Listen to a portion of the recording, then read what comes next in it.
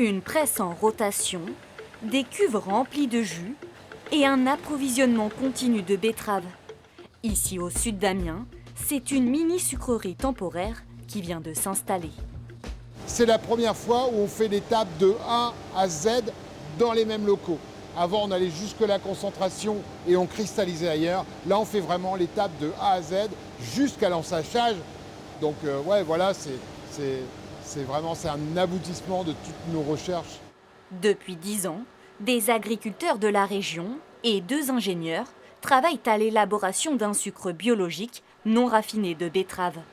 En ce début d'année 2026 et pendant 1 mois, grâce à un financement participatif, ils mettent en œuvre leur procédé. Avec la centrifugeuse derrière, alors? La fabrication brevetée est 100% mécanique. Elle n'utilise pas d'eau, car le jus du tubercule est recyclé et réemployé. C'est un process où on essaye d'économiser un petit peu l'eau dans le circuit de fabrication. Et on réfléchit aussi à économiser l'énergie pour le produire. Une usine bas carbone et une filière qui se veut plus équitable.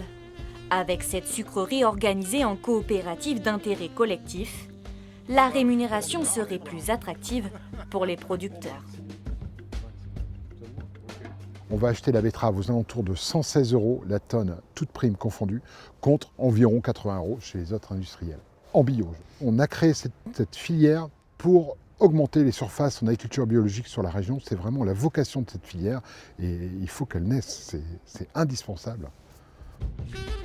Une quarantaine d'agriculteurs est d'ores et déjà partie prenante. La grande distribution s'y intéresse aussi, à l'image de ce directeur de magasin. Ça va être donc un sucre roux non raffiné, complet, riche en minéraux, en vitamines. Et ça m'intéresse parce que ça devient vraiment un nutriment. Notre boulot à nous, c'est de nourrir la vie, c'est pas de l'édulcorer. Ici, les clients de la boutique saluent la démarche. Pourquoi pas cette initiative? À partir du moment où c'est non raffiné, bio. Je pense que les produits trop raffinés, les sucres trop raffinés en particulier, tout ce qui est soda, etc., on sait que c'est pas bon, que ça apporte du diabète. En tant que diabétique, je suis concerné, donc ouais, je pense que c'est quelque chose d'extrêmement positif. Reste désormais à trouver les fonds.